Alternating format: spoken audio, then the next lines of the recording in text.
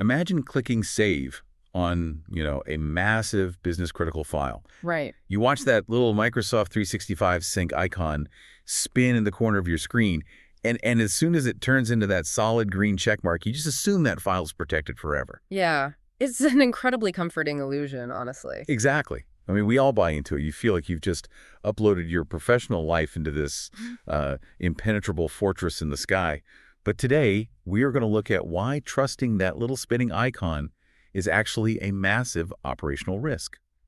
So, welcome to the deep dive. It's a really easy trap to fall into, though, because, when you interact with a system that is as robust and omnipresent as Microsoft's cloud, you naturally kind of conflate the reliability of the infrastructure with the security of the data living inside it. Right. But those are two entirely different things. And that is exactly our mission today. We're unpacking the sources to see why relying solely on Microsoft's native tools to protect your organization's data is, well, it's a huge mistake. We're going to break down the critical difference between merely retaining data and actually backing it up. Yeah, and most importantly, we're going to explore why modern businesses absolutely have to employ third-party external backups just to survive the current threat landscape. Just to survive, yeah. Yeah.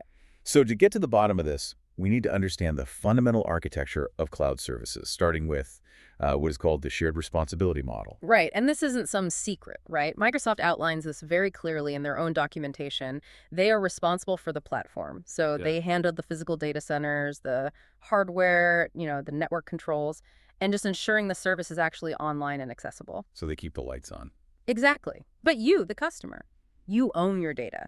So protecting it, backing it up, recovering it when things go wrong, that is entirely on your shoulders. Let me see if I can ground this with an analogy from the reading. Because the shared responsibility model, it always reminds me of renting an apartment. So Microsoft is your landlord. Okay, I like that. Yeah. And it's their job to make sure the roof doesn't leak, the foundation doesn't crack, and the power grid stays connected to the building. That represents their high availability and disaster recovery for their infrastructure. Right, but you are the tenant. Exactly. If someone breaks through your front window and steals your television, or if you leave a candle burning and accidentally set your own couch on fire, your landlord is not buying you a new couch. No, they are not. It is 100% your responsibility to buy renter's insurance to protect your belongings inside the apartment. That perfectly isolates the boundary line, honestly. The landlord protects the building and you protect your stuff. The problem arises when tenants mistake the landlord's, heavy-duty front door locks for their own comprehensive insurance policy. Oh, that's a great way to put it. Yeah, and because protecting the data falls to the organization, IT teams usually grab the tools that are already sitting right there in the Microsoft dashboard, specifically Microsoft Purview retention policies. And that is where a very dangerous false sense of security takes root. Wait, let me stop you right there, because I think a lot of people make this exact assumption. If retention literally means keeping things, why isn't that a backup? I mean, if the system is programmed to retain my file, shouldn't I just be able to go get it back whenever I need it? It sounds like it should work that way, yeah. But it fundamentally misunderstands what the tool is actually built to do. Purview retention policies are a governance control. They are not a recovery control. Okay, governance, not recovery. Right. They're engineered to hold on to data to satisfy legal and compliance requirements, like keeping financial records for SEC audits or to systematically delete data when it ages out to reduce liability. Got it. But a true backup is engineered for something entirely different. It's for business continuity, rapid restore, and resilience against an active attack. Okay, so governance versus recovery. That makes sense abstractly, but how does that actually play out mechanically when an organization is, like, in the middle of a crisis? Mechanically, the differences are pretty severe. So let's look at in-place storage. When you set a retention policy in Microsoft 365, the data doesn't move to a secure vault. It stays right where it is, or it gets shuffled into a hidden folder within the exact same environment. So it's still in the same house. Exactly. For example, retained Microsoft Teams messages, they're stored in this hidden Exchange subfolder called substrate holds. This means your safety net is sitting inside the exact same production tenant as your live daily data. Wait, so if a hacker gets access to my primary tenant, my so-called backups are sitting right there in the same room? Precisely. Which brings us to the mechanics of a ransomware attack and what the sources call the encryption trap. Ransomware doesn't care if a file has a retention policy on it. It just doesn't. It just sees code. Right. Ransomware simply targets the code of the file and scrambles the bytes so they are completely unreadable without a decryption key. If your SharePoint files get encrypted, your native retention policy will just dutifully retain the scrambled, encrypted, totally useless versions of those files. Oh, wow. Yeah, it doesn't give you a clean, isolated historical copy to revert back to. It literally just locks in the damage. That's incredible. So the system is just meticulously preserving a disaster. I mean, it's doing its job, but its job is entirely useless to me if I'm trying to, actually recover my business. Yeah, and even if you aren't dealing with ransomware, let's say it's just a massive accidental deletion, relying on retention for recovery introduces a huge operational bottleneck. How so? Well, let's say you manage to locate the clean, retained data. Restoring it isn't a simple process. Purview retention lacks automated recovery features, so you usually have to manually export the data offline, sift through it all, and then painstakingly upload it back into the right places. I really want to dig into that manual export process, actually, because the sources highlighted something pretty concerning about Microsoft's service limits here. Oh, yes, the Purview eDiscovery export limits. Microsoft has implemented really strict throttling on how much data you can pull out of the retention system at once. Right. So if you are in the middle of a disaster and you need to export terabytes of retained data to get your company functioning again, Microsoft physically caps how much data you can export per day, just to protect their own servers. Yeah. You might need your whole company's data back by tomorrow morning to avoid going bankrupt, but Microsoft's API limits mean you're only going to get a trickle of data every 24 hours. It renders timely recovery virtually impossible. And beyond the speed limitations, there is this hidden, steady drain on the IT budget. Native retention is incredibly expensive because it counts against your SharePoint storage quotas. Right. And they don't give you much. No, they don't. Microsoft generally gives organizations 1 terabyte of storage, plus an extra 10 gigabytes per licensed user. Which is almost nothing today. I mean, we are talking about an ecosystem where over 2.5 billion files are created daily in Microsoft 365. People are dropping 4K video files and massive slide decks into SharePoint constantly. Yeah. When your retention policies are hoarding every single draft version of those massive files for years, you blow past that quota so fast. And the penalty is steep. It's roughly $200 per month for every extra terabyte. Not to mention the licensing costs for departed employees. Oh, right. Yeah, if your legal department says you must retain an ex-employee's emails for 5 years, native retention often requires you to keep paying Microsoft for that departed user's active license just to hold on to their inbox. So let me get this straight. If native retention is just a governance tool that hoards encrypted garbage during an attack and it costs a fortune in storage fees, what actually happens to an IT team on the day they realize the data is just gone? It is usually a very quiet, slow-moving nightmare. The most common data loss scenario isn't a dramatic, alarm-blaring cyber attack. It's the delayed discovery problem. Delayed discovery. Right. An employee accidentally deletes a critical project folder in, say, January. Nobody realizes it's missing until May when an auditor asks for it, or maybe HR needs it for an internal investigation. But wait, don't they just go check the recycle bin? Microsoft has recycle bins everywhere, don't they? They do, but this is the time limit trap. The recovery windows for those native bins are incredibly short. Like how short? Well, in SharePoint and OneDrive, deleted items are kept for 93 days. For a standard Exchange recycle bin, items are permanently purged after just 30 days. Once that timer runs out, Microsoft's automated processes permanently delete the data from their servers to free up their own storage space. Oh. So if you don't have an external backup and you discover a deletion on day 94, that data just ceases to exist. That is terrifying for anyone managing compliance. Your landlord has literally hauled the trash to the dump and it is never coming back. But let's look past accidental deletions. What happens when the deletion is intentional? The active threat landscape statistics in our sources are pretty grim. They are very grim. Recent reports show that 1 in 7 organizations will experience a ransomware attack that infects more than 80% of their data. 1 in 7. Yeah. But the truly alarming metric is that in 93% of those attacks, the threat actors actively target the victim's backup repositories. Right, because they aren't stupid. They know that if you can easily restore your data, you are never going to pay their ransom. Exactly. So they go out of their way to hunt down and destroy the backups first, and in 75% of those targeted attacks, they succeed in compromising at least some of the recovery data. Which completely validates why keeping your recovery data inside the same Microsoft environment is a fatal error. Yeah. If a threat actor breaches the tenant, they encrypt the live files, and then they walk right over to those hidden substrate holds folders on the recycle bins and just wipe those out too. They absolutely do. But I want to push back on the hacker narrative for a second, because our sources point out that outside threats aren't the only concern. What about internal threats? Malicious insiders are arguably more dangerous, honestly, because they already have legitimate access. Exactly.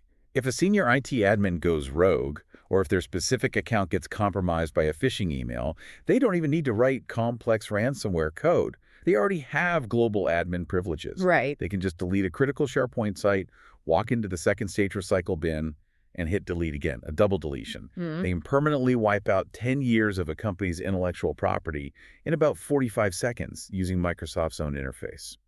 And that scenario really crystallizes the core vulnerability here. You cannot rely on the native tools inside the Microsoft ecosystem to protect you from threats that have already compromised the Microsoft ecosystem. It's a paradox. Yeah. The only way to survive a total breach of the environment is to have a lifeline that exists entirely outside of it. And that brings us to the golden standard of data protection, the 3-2-1 rule. Yes. It is the foundational principle of IT resilience.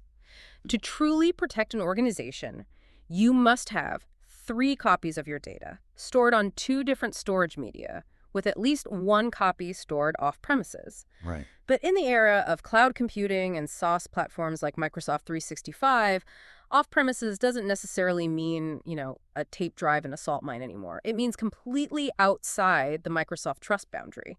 You achieve this by routing a copy of your data to an independent third-party backup provider. By using an external third-party backup, you aren't just putting your backup in a different folder. You are putting it on a completely different power grid. You are establishing an independent trust boundary. Exactly. If a threat actor completely takes over your Microsoft 365 environment, they're locked into that specific ecosystem. They cannot reach across the internet and access your third-party backup servers because the authentication protocols, the administrator accounts, and the physical infrastructure are entirely separate. That logical air gap is crucial. But leading third-party tools add another, even more vital layer of defense, and that's immutability. I'm really glad you brought that up because immutability gets thrown around a lot as a buzzword in IT. What does it actually mean at a mechanical level? Like, why can't a hacker just bypass the lock? It comes down to how the storage hardware and the software communicate. Immutability fundamentally means write once, read many, or worm. Worm. Okay. Yeah. When your backup data is written to an immutable storage array, it is cryptographically locked at the firmware level. So the storage drives themselves are mathematically programmed to reject any modification, encryption, or deletion commands for a set retention period, say 30 days. Wait, really? Yes. Even if a hacker breaches the third-party backup provider and uses the ultimate master password to issue a delete all command, the hard drives literally do not have the capability to execute that command until the 30-day timer expires. That is fascinating. So the hacker can hold the highest level of administrative power, and the physical server simply replies, "No, the map doesn't allow me to alter these bytes." That's exactly it. That is an incredible level of peace of mind. But beyond just stopping catastrophic ransomware attacks, these third-party tools seem to fundamentally change how IT departments operate on just a normal Tuesday afternoon. Oh, absolutely. We move from disaster survival into just pure operational efficiency, specifically through granular point-in-time restores. Let's contrast this with the nightmare manual export process we talked about earlier with Purview. With a robust third-party tool, if the VP of sales accidentally nukes their entire inbox, the IT team doesn't have to painstakingly download thousands of emails and figure out which folders they belonged in. No, not at all. The backup software communicates with the Microsoft API and allows the IT admin to simply select that specific mailbox, hit a rewind button, and roll it back to exactly what it looked like on Thursday at 2:00 p.m. And the key advantage there is that it restores the architecture, not just the raw data. It perfectly reconstructs the complex folder hierarchies, the calendar appointments, the read and unread status of emails, and all the sharing permissions on OneDrive files. It turns what could be a multi-day archaeological dig into a 5-minute automated process. Which sounds like a dream for an IT admin. But securing the data and making it easy to restore is really only half the battle. Yeah. If you sit on a board or a management team, you know the other half is proving it. Proving to regulatory bodies, auditors, and stakeholders that you actually have control over your data, We have to dive into the trenches of compliance. We do. And let's look at the financial sector, which has some of the most punishing regulations. SEC Rule 17A4 for broker-dealers mandates that electronic records must be kept in that non-rewritable, non-erasable worm format we just discussed, often for 3 to 6 years. Wow.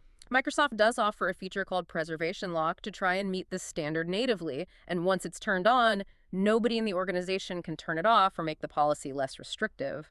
But passing a compliance audit isn't just about flipping a switch in a Microsoft dashboard, is it?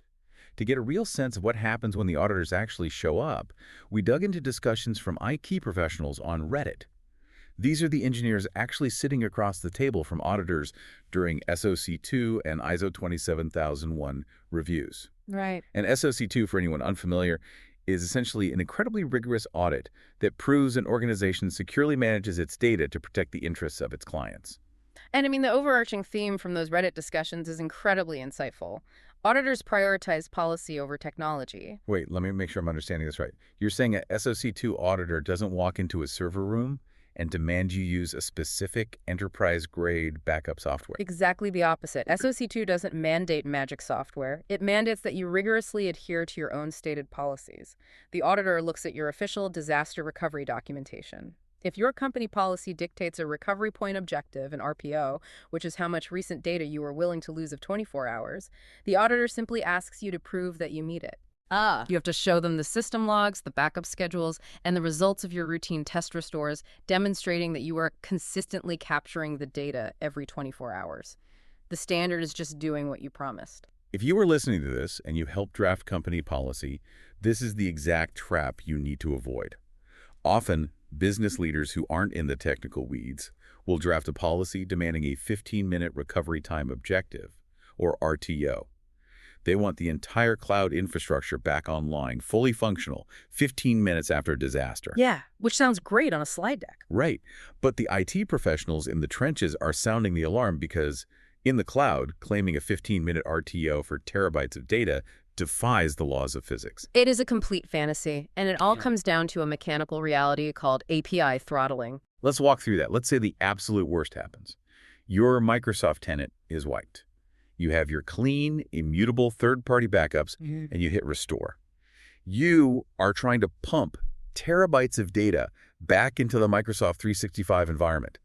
Microsoft servers suddenly see this massive, aggressive influx of inbound traffic. Right. To protect their own global infrastructure from crashing under the weight of that traffic, Microsoft's automated systems step in and deliberately throttle your connection. They put a governor on your data pipe. It is a self-preservation mechanism for the cloud provider. But for the organization trying to recover, it means your critical data just trickles in. You cannot pay Microsoft to remove the throttling. You cannot bypass it. You're just stuck. Yeah, so if your board of directors signed a policy promising a 15-minute recovery time and Microsoft's API throttling forces your restore to take 36 hours, well, you failed the audit. You have to align your recovery policies with the physical limitations of cloud architecture. But wait, let's play this disaster scenario out all the way. Let's say my primary Microsoft tenant isn't just wiped. Let's say it's actively compromised. A ransomware game is inside. And law enforcement, or my cyber insurance company, tells me to completely lock down the primary tenant for a forensic investigation. Okay, a crime scene scenario. Exactly. If my primary environment is a crime scene, how does hitting restore on my backup help me? Where am I restoring the data to? That is the ultimate test of true disaster recovery. True DR isn't just recovering files, it is recovering operational capability. If your primary house is locked down, you need to be able to instantly spin up a completely fresh, brand new Microsoft 365 tenant and inject your backed up data into that clean environment so your employees can actually get back to work. And let me guess, native Microsoft tools can't do that. Native retention tools struggle immensely with cross-tenant restoration. They are designed to put data back exactly where they found it. Robust third-party backup solutions, however, they're specifically engineered to decouple the data from the original environment and map it seamlessly into a new one. We have covered a massive amount of ground today. If there's one core concept we want you to walk away with, it is this. Microsoft 365 is an engineering marvel and a phenomenal productivity suite. But under the shared responsibility model, protecting the data generated inside that suite is entirely unequivocally on you. Microsoft's native retention policies are governance tools. They exist to satisfy lawyers and age out old data. Right. But an external, immutable third-party backup, Yeah. that is your renter's insurance. That is for operational survival. It is the difference between hoping your data is safe and mathematically knowing you can recover it, regardless of the crisis. But before we close, I do want to leave you with one final thought to ponder based on a pretty recent shift in the industry. Oh, what's that? Well, in late 2023, Microsoft announced the launch of its own native Microsoft 365 backup tool. It's a premium paid add-on designed to offer significantly faster backup and restore speeds than their standard retention policies.